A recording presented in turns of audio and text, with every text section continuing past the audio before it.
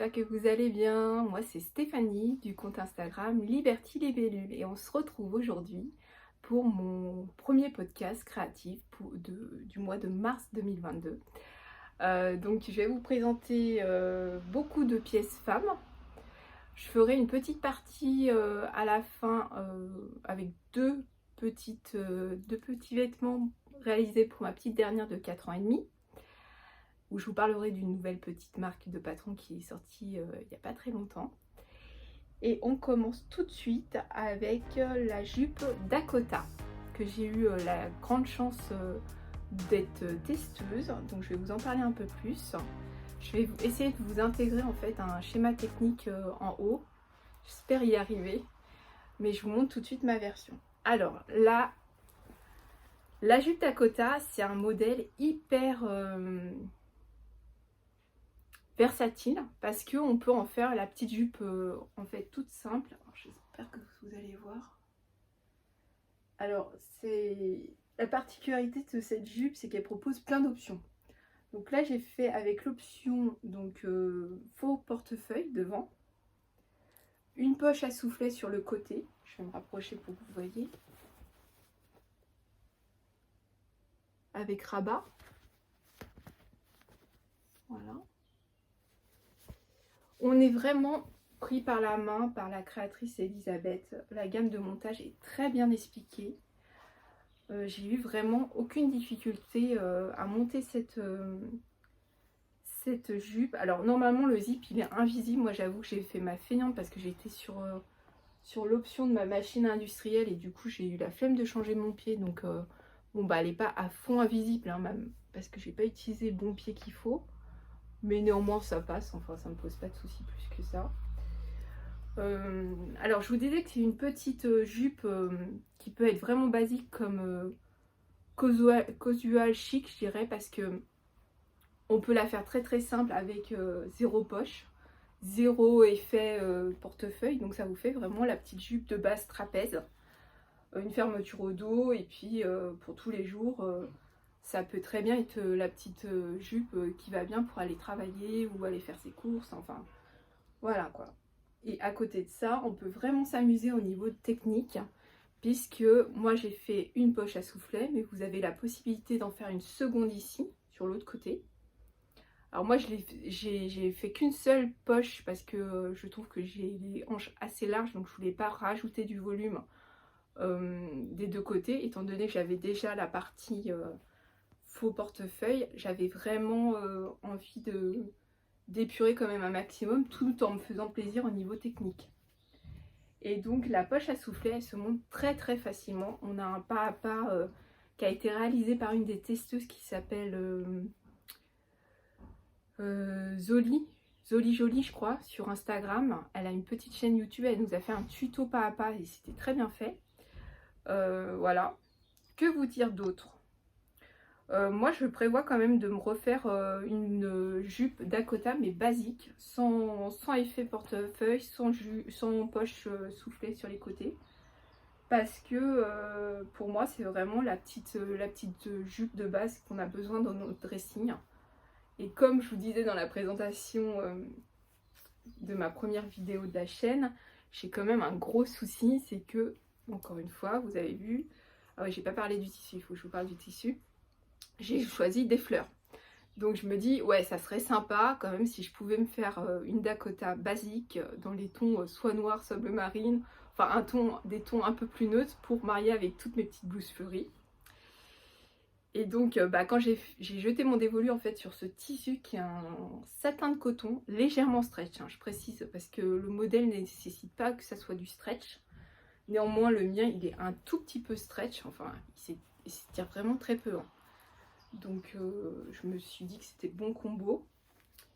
Et puis c'était un tissu que j'avais dans mon stock. J'avais eu un coup de cœur pour ces fleurs, ces imprimés fleuris un peu.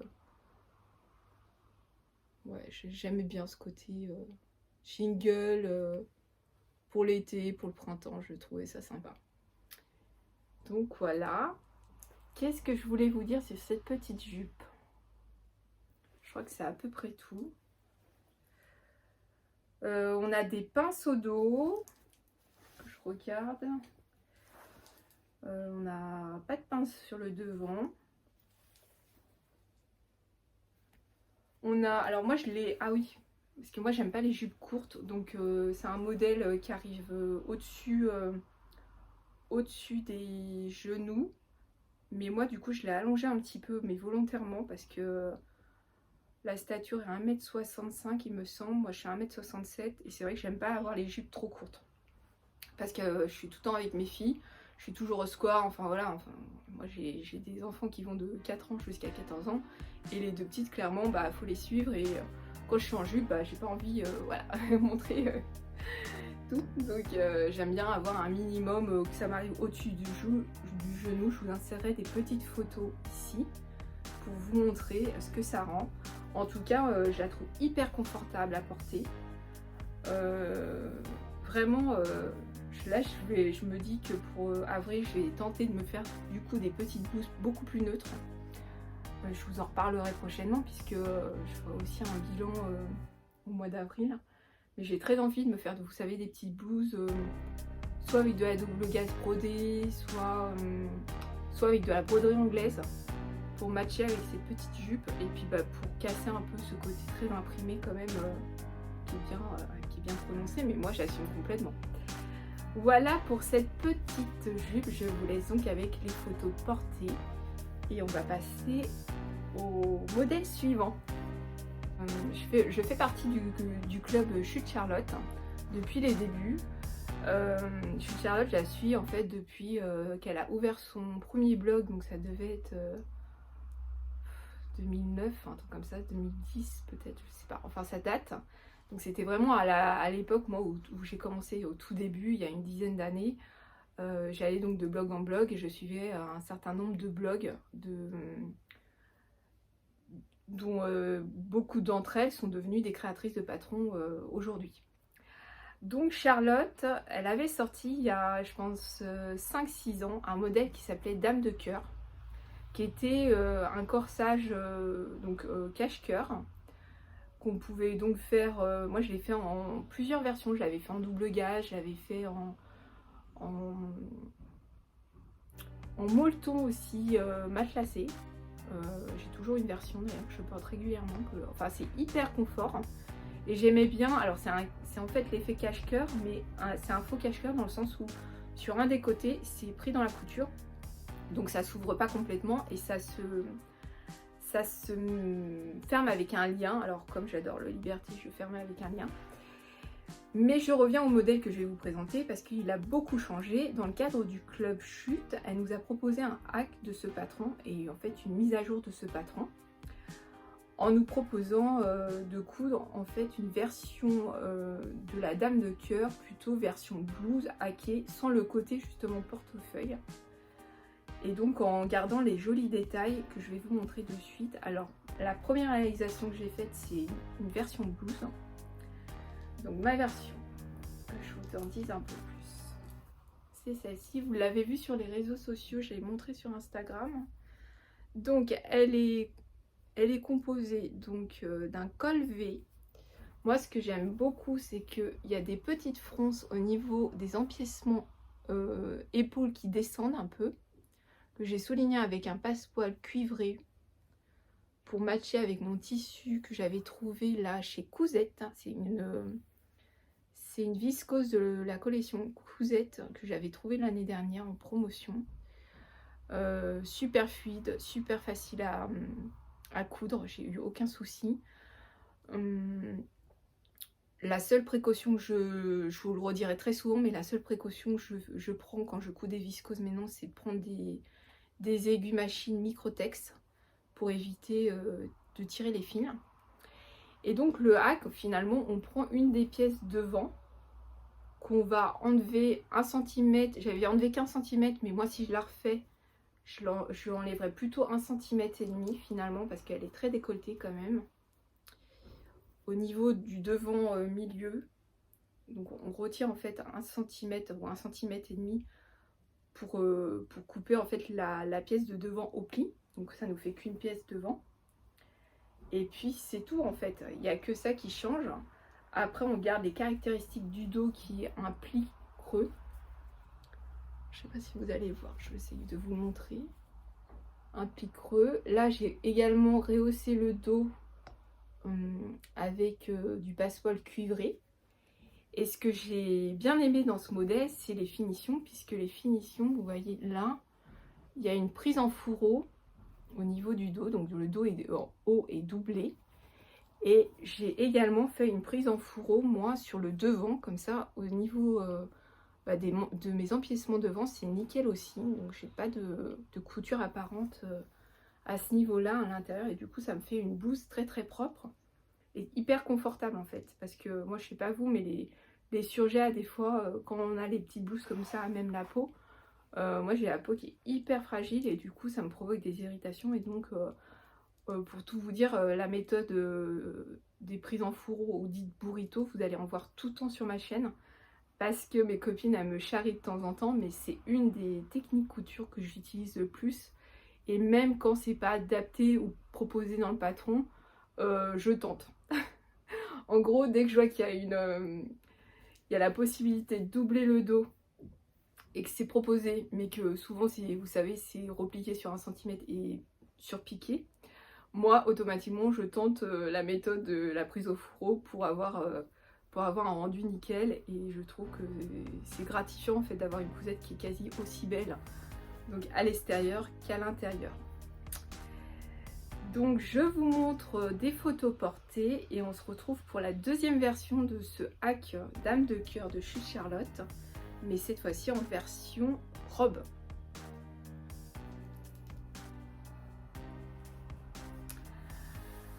Alors, la version robe, j'avais très envie d'une robe, j'étais tellement convaincue par le modèle que je me suis dit ouais, pourquoi pas une robe. Charlotte avait proposé sur son Insta des versions de robes vraiment sympas. Et j'avoue qu'en début d'année, pendant les soldes, j'ai craqué sur la boutique en ligne de Églantine et Zoé. Parce que c'est des tissus que j'aime particulièrement, je trouve que c'est vraiment une belle qualité. Et du coup, ils proposent quand même des très jolis designs, des couleurs froides qui me correspondent bien aussi. Et donc j'avais jeté mon dévolu sur une viscose, alors je dirais plus un serget de viscose, parce que c'est assez épais. L'armure a l'air d'être, je sais pas si c'est un serget ou un crêpe en fait. Je me demande si c'est pas un crêpe de viscose. Ouais, ça a l'air d'être un crêpe de viscose. Et donc j'ai jeté mon dévolu sur ce tissu que j'ai eu donc en promotion. Je pense que j'ai dû l'avoir. De mémoire, les tissus de Églantine Zoé sont de 22 € le mètre.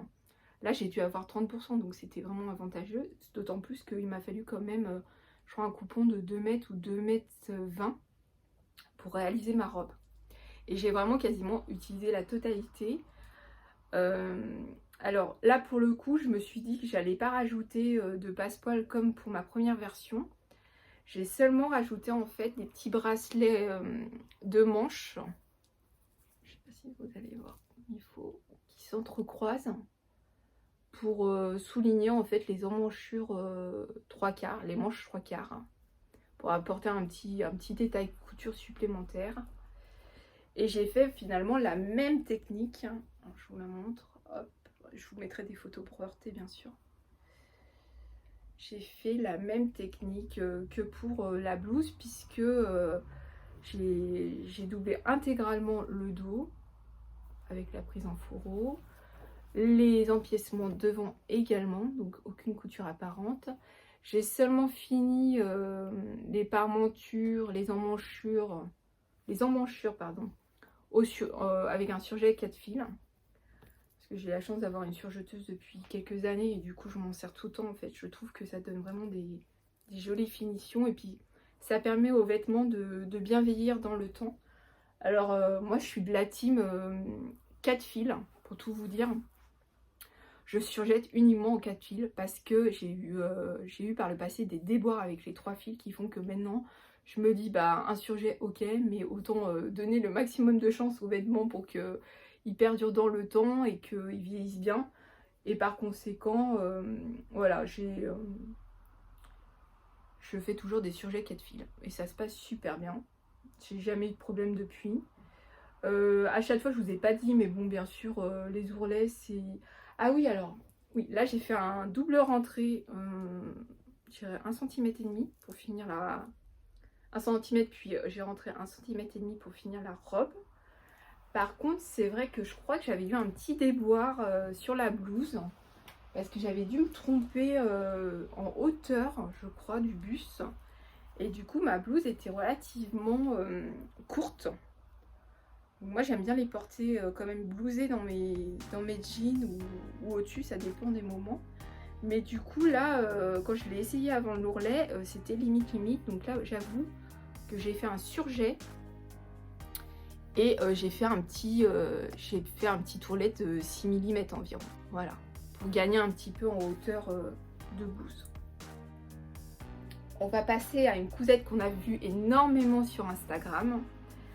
Il s'agit de la blouse Tilda de Maison Fauve. Alors moi j'ai fait un peu j'ai fait comme tout le monde hein, quand elle a sorti la blouse Tilda gratuite. Ça a fait le buzz. Moi j'ai tout de suite apprécié le modèle pour les détails couture qu'elle proposait. Je vais vous en parler un peu plus.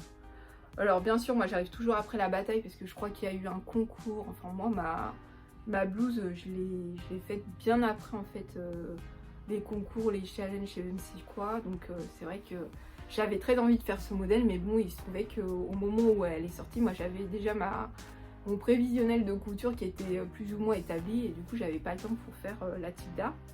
Néanmoins, j'ai jeté mon dévolu sur un beau tissu de la marque française Sous un Fiquier, qui est une batiste de coton 100% coton, toute douce. Alors pour tout vous dire, pour celles qui connaissent le Liberty, c'est vraiment une qualité qui se rapproche le plus du Liberty. Vraiment. C'est-à-dire que ça se coud super bien. C'est comme du coton en fait, un peu plus léger. Ça marque bien. D'ailleurs là, elle est pas repassée, elle sort de mon... Mais ça va, franchement, je trouve que elle était en train de sécher. Donc je trouve que quand même pour un tissu coton, bah ça passe quoi. Je veux dire, j'ai pas un petit coup de fer et c'est bon quoi.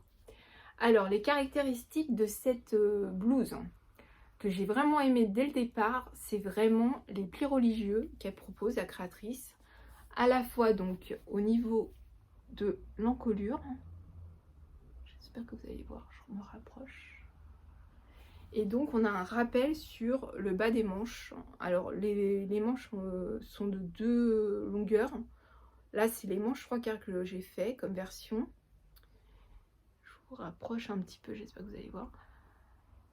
Et sinon des manches courtes. J'ai fait un petit tuto vidéo sur mon compte Instagram Liberty des Bilules où je vous montre en fait ma technique pour faire à la fois les plis religieux et à la fois pour faire la fameuse petite bride qui est toute fine avec la méthode de l'entonnoir que j'ai montré à mes copines quand on a été faire le stage couture chez Marion de Fil en Rêve. Donc voilà, je vous partage cette petite astuce. Après, que vous dire sur le modèle? Bon, c'est un modèle qui demande de la précision. Après, moi ce que je peux vous conseiller quand même, c'est de toujours partir vers l'extérieur et d'aller vers l'intérieur parce que ça sera peut-être plus simple. Et en fait, pour faire les fameux petits plis religieux, moi je trace la ligne centrale du pli que je préforme avec mes ongles. Et je passe directement à la machine comme ça jusqu'au point début et point d'arrêt. Et ça se passe très bien en fait. Je mets pas d'épingles parce que je me suis aperçue qu'en mettant des épingles, même extra fines, ça a tendance à créer des décalages. Et du coup, le rendu final est pas top. Alors pour ce genre de... Alors moi c'était du coton, donc je me dis c'est peut-être... c'est aussi gagnant parce que le coton ça marque bien. Et du coup c'était facile en fait pour moi de faire cette technique avec les ongles, de bien en fait préformer chaque petit pli sur donc la ligne centrale du pli, de passer à la machine et puis de faire le suivant comme ça étape par étape. Donc c'est ce que j'ai fait.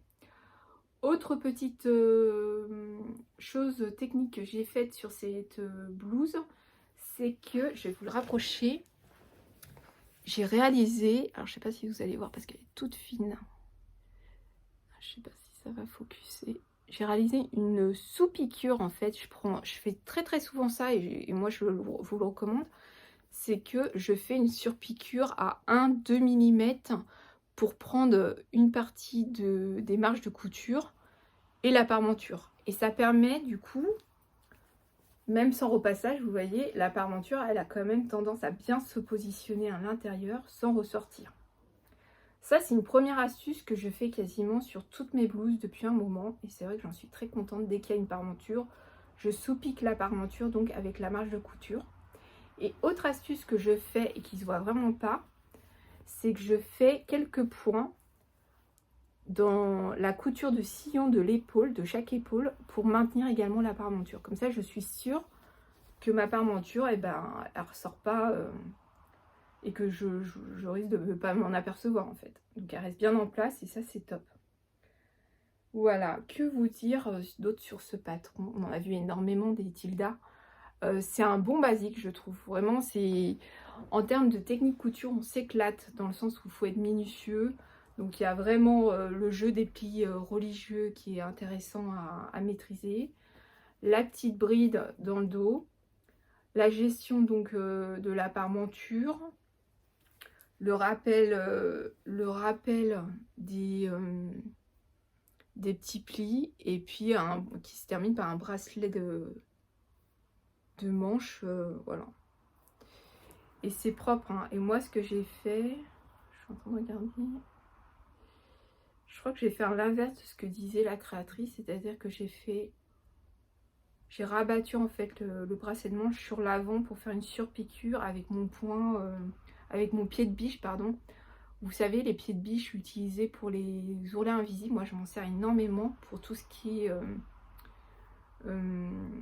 surpiqûre à 1 ou 2 mm, et c'est hyper pratique parce que ça vous rend, ça vous fait vraiment des jolies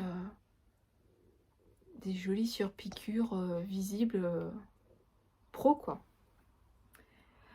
Je vais vous parler maintenant d'une robe qui attendait son heure, j'ai envie de vous dire, parce que c'est une robe qui s'appelle la robe Mido de Jolie Lab.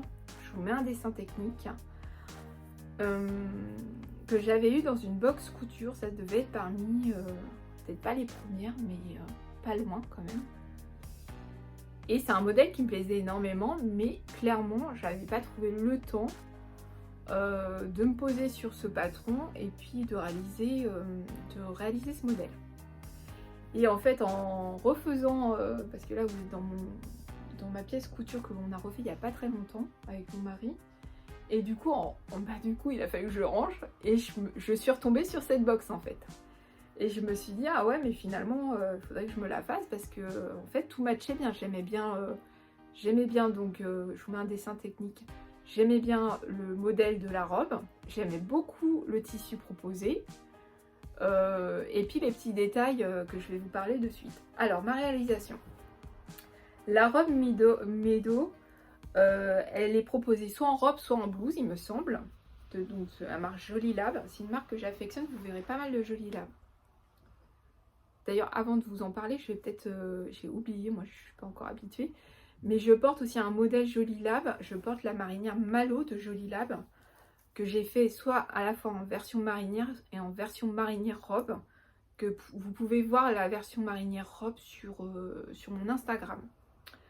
J'avais beaucoup aimé, j'avais vraiment aimé ce modèle. Et également, il y a de très jolies finitions. Il y a des prises en fourreau au niveau des empiècements, là, des épaules. J'ai trouvé que c'était très ingénieux et très bien fini. Donc voilà, petit aparté tenu.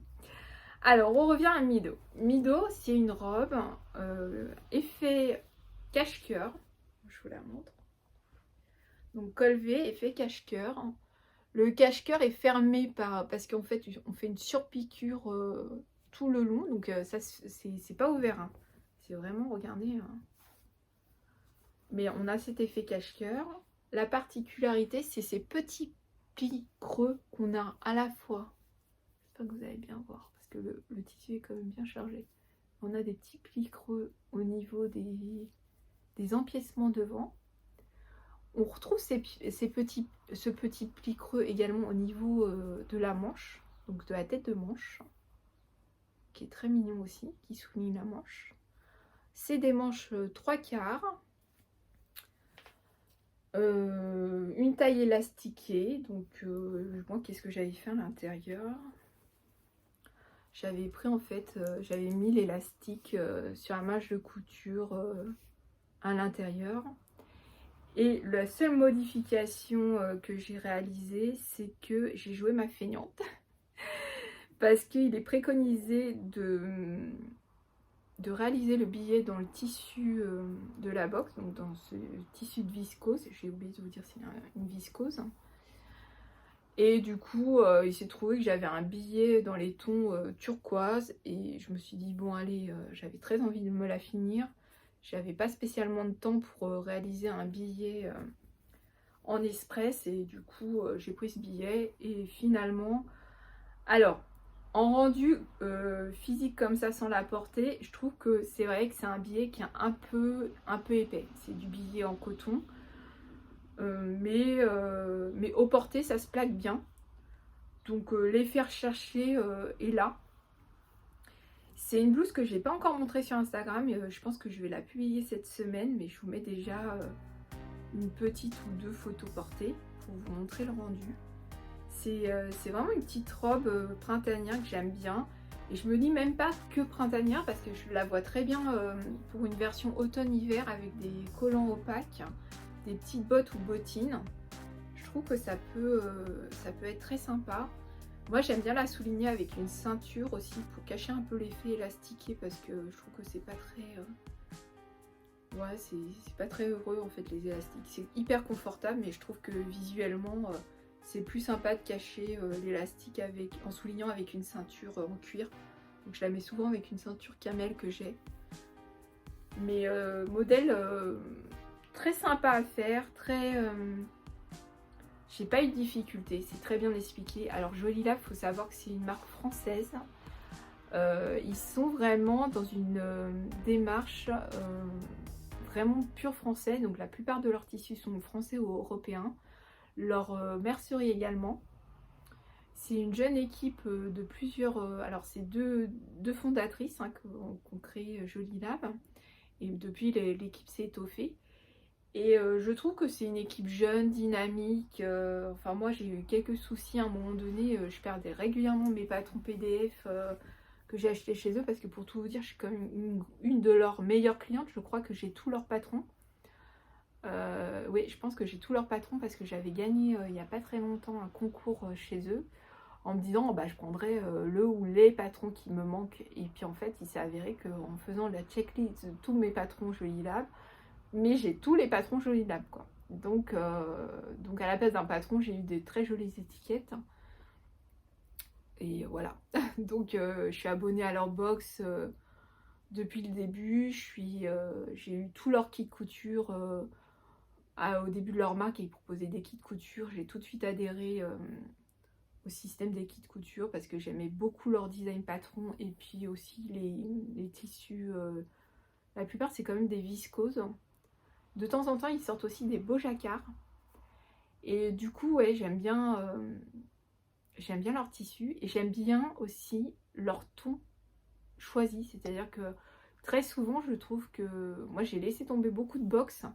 Parce que moi j'ai une carnation de peau qui fait qu'il me faut des couleurs froides.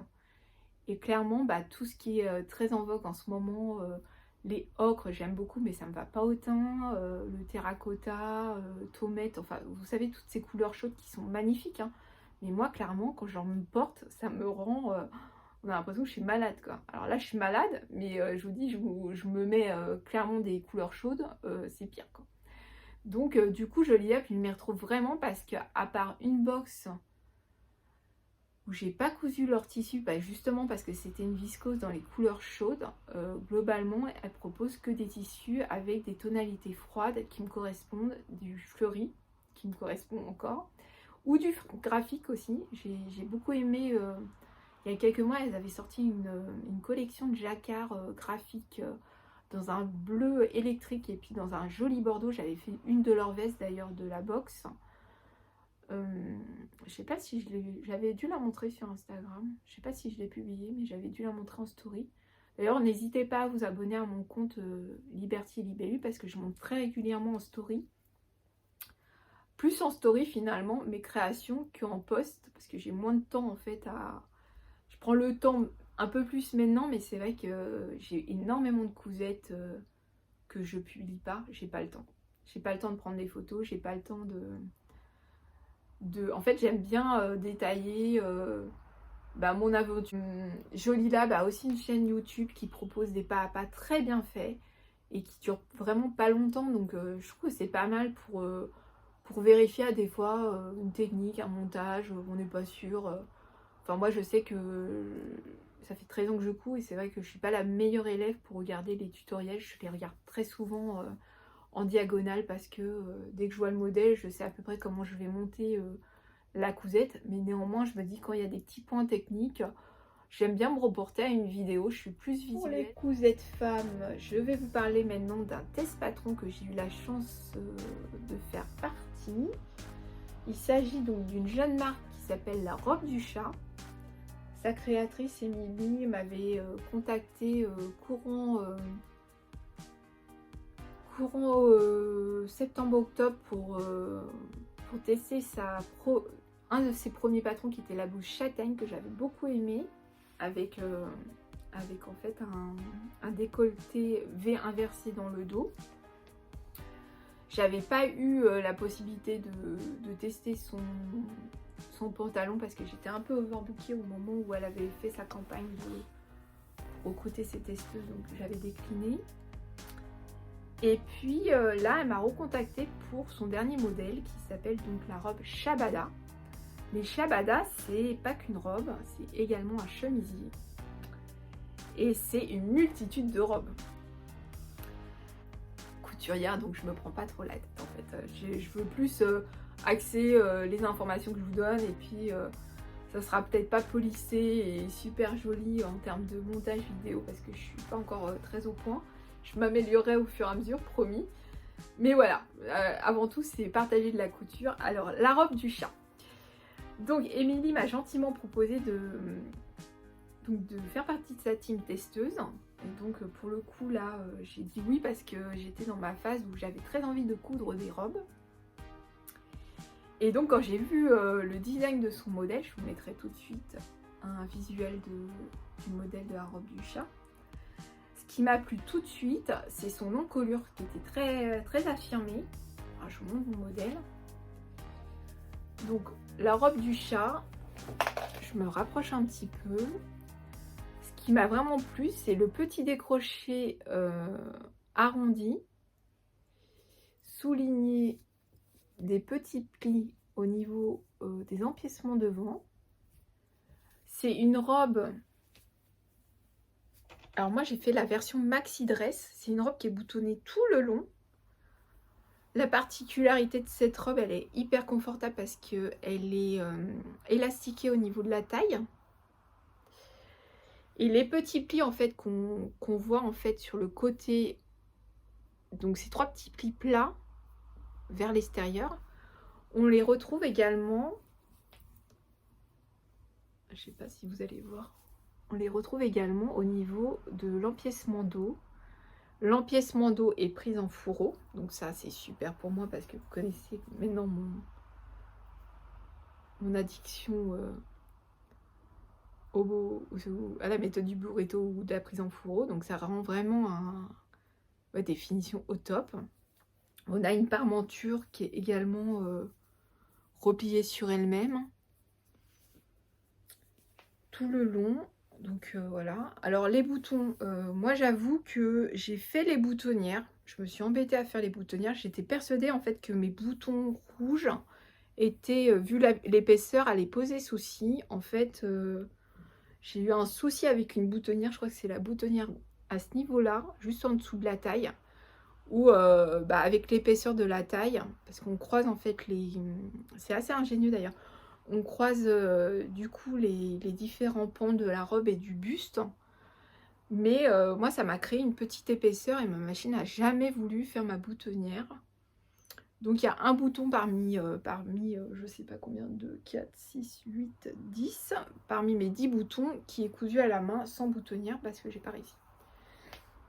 Après, vous avez vraiment pas besoin de faire les boutonnières, hein. Clairement, moi je me suis embêtée pour une fois à faire les boutonnières, mais j'aurais très bien pu coudre les boutons sur toute la longueur sans problème. Enfin, la robe, elle s'enfile par le haut très très facilement.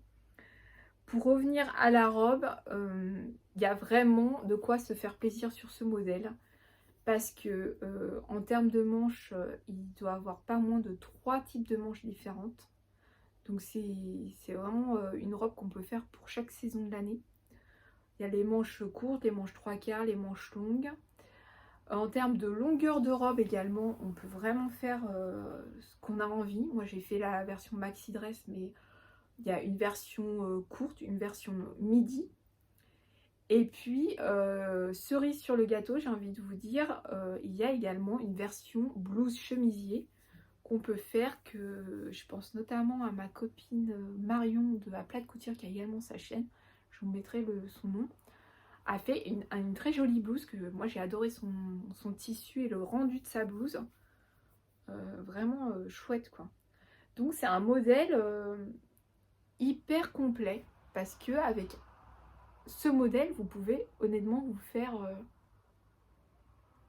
je sais pas combien, 3 x 3, 9, ouais, une dizaine de robes différentes je pense, et 3 blouses différentes si vous changez avec la variation des manches quoi. Donc c'est hyper intéressant. Je vous invite à aller voir le compte d'Émilie la robe du chat parce qu'elle fait des modèles très sympas avec un joli twist à chaque fois. Et c'est une jeune créatrice. Moi j'aime bien tester ses patrons et voir l'évolution aussi de sa marque. Elle s'est vraiment améliorée sur son cahier technique. Elle a vraiment bien travaillé et donné un maximum de schémas pour que ça soit qu'on suive vraiment son tutoriel pas à pas, sans difficulté. Enfin, moi la robe elle s'est fait vraiment facilement. J'ai eu aucune difficulté. Alors vous allez me dire oui mais Steph tu couds depuis 13 ans. Mais il n'empêche qu'il y a des fois, il y a sur des modèles, mais même pas forcément très compliqués, je vais bugger sur des informations. Pourquoi, j'en sais rien. C'est peut-être pas le jour, j'en sais rien. Mais là, pour le coup, ça a été hyper fluide. Alors, je vous ai pas parlé du tissu, par contre. Je vous parle du tissu parce que ce tissu, vraiment, j'ai adoré le coudre. Et pourtant, c'est pas une matière que j'aime coudre habituellement. C'est un tissu, pour certaines, elles l'ont reconnu de suite parce qu'elles avaient flashé comme moi et elles l'avaient acheté sur les coupons de Saint-Pierre. C'est une double gaze fleurie qui avait été, je pense que je l'ai eu l'année dernière dans une commande. J'avais flashé dessus mais sans avoir une idée précise de ce que je voulais faire. Et habituellement, j'aime pas coudre la double gaze. Je trouve que c'est une matière vivante. Alors vivante pourquoi?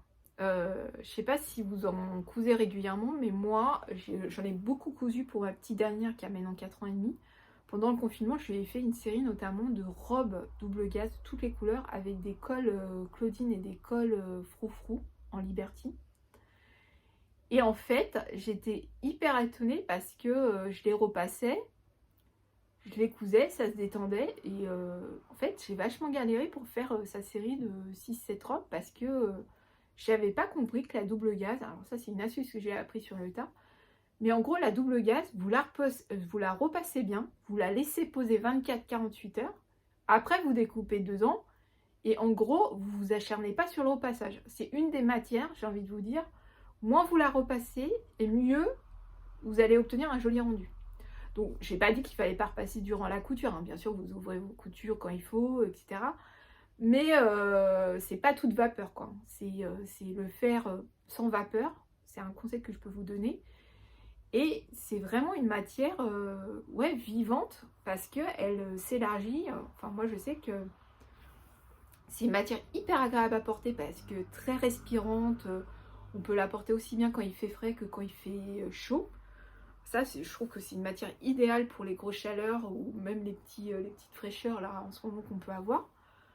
Mais à travailler, c'est une matière qui est assez complexe. C'est une matière que j'utilise également des aiguilles Microtex pour coudre de la double gaze parce que j'ai eu des gros déboires justement sur en fait la série drop de ma petite. Et j'avais eu beaucoup de fils de tirés, beaucoup d'imperfections qui s'étaient créées sur le tissu à des endroits, donc j'étais un peu dégoûtée. Bon, ça se voit pas, hein, il n'y a que moi qui le vois, mais moi quand je sais qu'il y a des imperfections, je le vois et je vois que ça, et du coup j'ai tendance à pas mettre les vêtements ou à moins les porter, parce que je sais que je vais focaliser sur vous savez, le petit détail qui nous dérange, nous, en tant que couturière, quoi. Que le commun des mortels qui ne coupe pas ne s'en rend strictement pas compte, parce que moi, à chaque fois, je fais des tests auprès de mes filles, mon mari et tout, bon, ça passe. Mais que nous, l'œil de couturière va le voir immédiatement. Et alors là, c'est vrai que depuis, j'utilise toujours aussi des aiguilles Microtex sur la double gaze et j'ai pas ce souci maintenant de fil tiré ou d'abîmer parce que la double gaze, c'est une matière, je dirais, vivante et fragile à la fois. Donc voilà. Que vous dire d'autre? Bah écoutez, c'est une robe que j'apprécie énormément. Je pense que je vais la porter énormément pour dès qu'il va faire un peu meilleur parce que là aujourd'hui il pleut. Mais clairement, ouais, c'est une robe que j'affectionne tout particulièrement. Je l'ai déjà portée plusieurs fois. J'aime bien la ceinturer avec une ceinture hobby dans les verts pour rappeler un peu le tissu, pour casser aussi ce côté fleuri. Mais en tout cas, ouais, c'est une jolie réalisation. Et ouais, je vous invite quand même à découvrir la gamme de patrons d'Emily, la robe du chat, qui a vraiment des très très jolis modèles intemporels. Et finalement, on peut vraiment, avec son modèle, on peut vraiment faire notre style sans problème. Et puis surtout, coudre plusieurs versions sans qu'on ait l'impression de coudre le même modèle. Et ça, j'aime bien aussi, c'est ce genre de patron qui propose plusieurs options, variations, parce que on peut vraiment se faire plaisir. Moi, je suis franchement, si je trouve je me verrais bien refaire une robe ou une blouse Shabada pour la rentrée un peu plus automnale.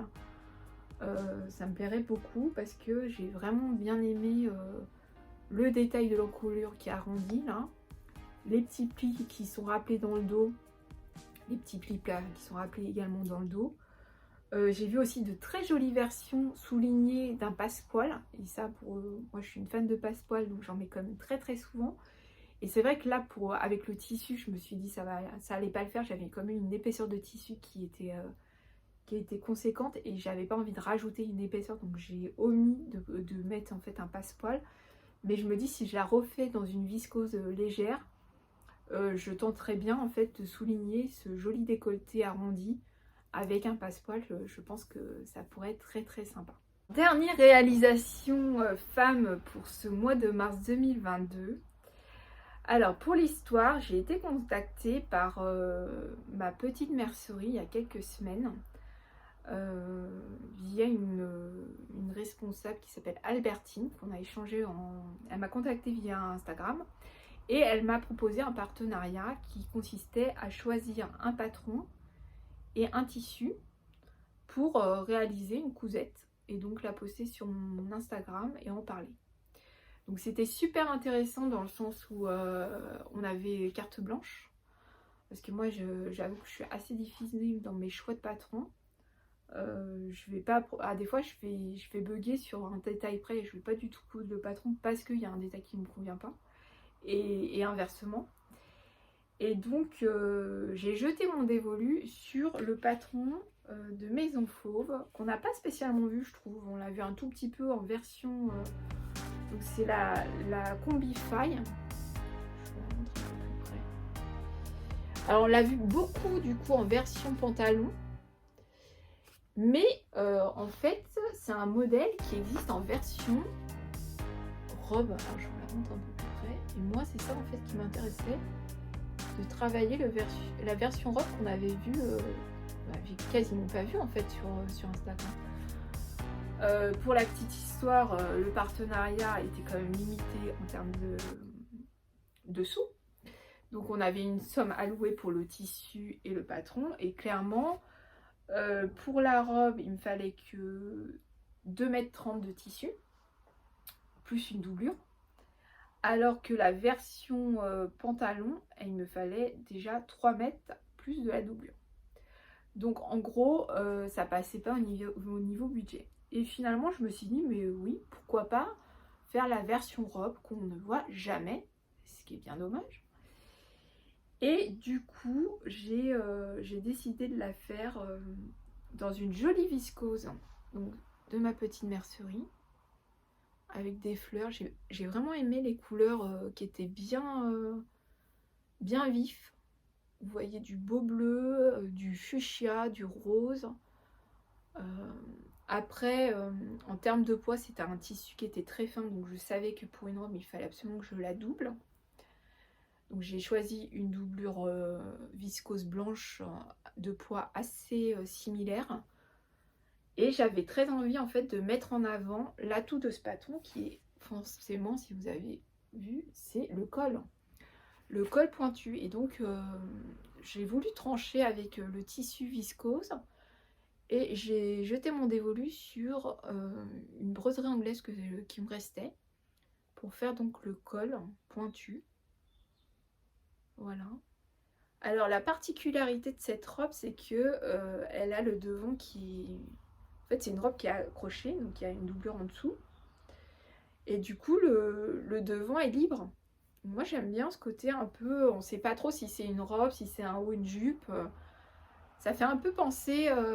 En fait, quand j'ai vu le modèle, ça m'a fait penser à une robe de Louis-Antoinette. Je me demande si c'est pas une robe qui est encore commercialisée, mais par Fier comme un pan.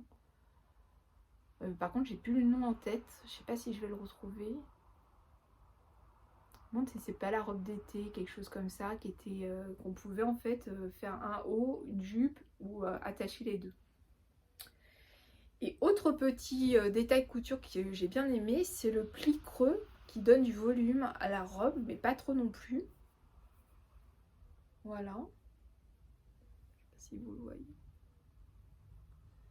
Donc c'est une robe qui m'a vraiment plu de réaliser. Donc le haut est entièrement doublé. Le col également. Je trouve que pour la saison printanière, là, dès les beaux jours, avec une petite paire de sandales, ça peut être très sympa. Ou même des petites paires de ballerines. Enfin voilà, moi je la vois très bien en mode quotidien, comme le week-end, comme la semaine. En fait, souvent, moi, alors vous savez que j'adore les fleurs, si vous me suivez sur Insta. Et du coup, pour casser un peu le côté fleuri, j'aime bien faire un côté un peu rock, un peu casser le côté romantique, en mettant, vous savez, des petites vestes soit en jean, soit en cuir, soit en simili-cuir. Et du coup, ça casse tout de suite un petit peu le côté un peu trop marqué fleuri, romantique, bohème chic, mais assez, à des fois, là, typiquement, c'est une robe qui est assez quand même habillée malgré tout. Donc je pense que je la porterai, ouais, je la vois bien avec soit une petite paire de sandales ou de ballerines, et puis une petite veste en jean ou une petite veste en simili-cuir pour casser ce côté un peu trop marqué, fleuri. Donc j'étais ravie en fait de ce partenariat, c'était mon premier partenariat. Ça fait toujours plaisir de se faire identifier comme compte intéressant sur Instagram. Moi je suis un tout petit compte, donc c'est vrai que j'ai été ravie en fait qu'on me contacte. Et puis surtout c'est toujours sympa parce que on sait qu'on va pouvoir sortir une cousette qu'on n'aurait pas forcément fait. Donc j'ai trouvé que c'était un petit plus de me donner cette chance en fait. Et j'ai vraiment en plus apprécié le moment couture de cette robe faille qu'on n'a vraiment pas beaucoup vu. Et je trouve que c'est dommage parce que c'est un patron. Alors là, je l'ai fait vraiment dans un style fleuri, mais je pense que dans un style très marqué aussi. Je pense notamment à beaucoup plus graphique ou animalier. Ça peut être très très sympa aussi. En fait, c'est ça qui est cool. Et on peut vraiment jouer sur les contrastes entre le tissu et le col. Et ça, je trouve ça intéressant aussi. J'avoue que c'est un patron que j'ai très envie quand même de tester dès que je pourrai et que j'aurai le temps. Mais plutôt à la rentrée, je pense, mes versions pantalon. Parce que la version pantalon et les poches m'intéressent beaucoup. Donc ouais, c'est vraiment quelque chose qui me plaît énormément. Il y a des jolis détails couture, notamment sur le pantalon, entre les poches devant, les rabats de poche. Je vais vous montrer. Les rabats de poche au dos, je trouve que c'est un petit plus aussi. Alors l'ouverture dos est assez prononcée. Je pense que si par contre on t'a refait, c'est pas vraiment soutien-gorge combatif. On voit un peu, il y a une grande ouverture dans le dos qui fait que bah, clairement on voit un peu le soutien-gorge. Donc je vais peut-être remonter de 2-3 cm l'ouverture dos si je la refais en combi pantalon pour que ça soit plus pratique pour moi. À voir après si ça passe au niveau de l'enfilage et inversement, quoi. Voilà pour ce dernier projet plus humain femme. Pour celles que ça intéresse pas, je vais vous présenter en fait deux petites cousettes enfants. Donc une jupe et un sweat. Pour celles que ça intéresse pas, bah écoutez, je vous dis merci d'avoir regardé jusque là ce podcast. Je vous fais de gros bisous, je vous souhaite plein de jolis projets couture créatifs et puis on se retrouve très bientôt. Et pour les autres que ça intéresse, je reviens de suite donc avec les deux petites cousettes pour vous parler aussi d'une jeune marque de patron qui est très sympa.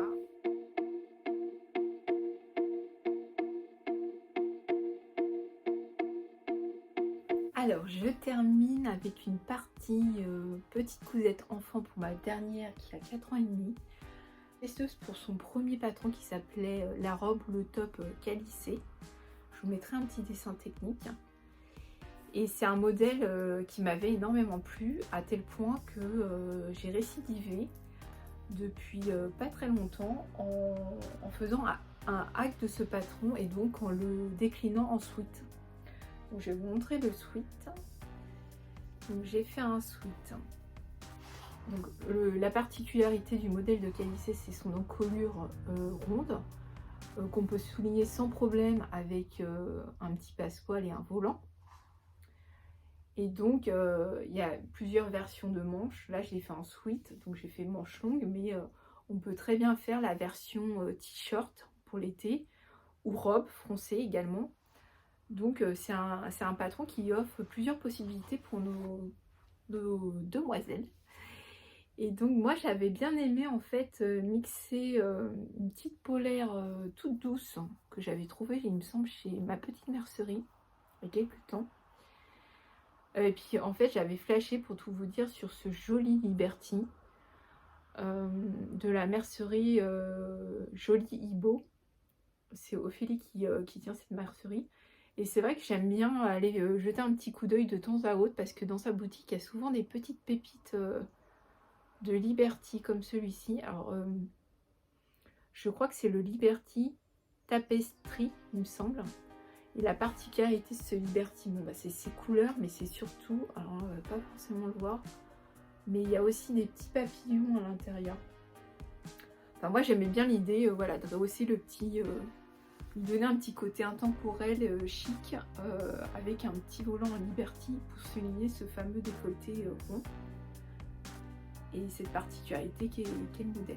Et donc pour passer la tête, j'ai créé en fait une petite goutte et que j'ai refermée en fait par un petit ruban pour que ça soit assez rapide et simple à enfiler.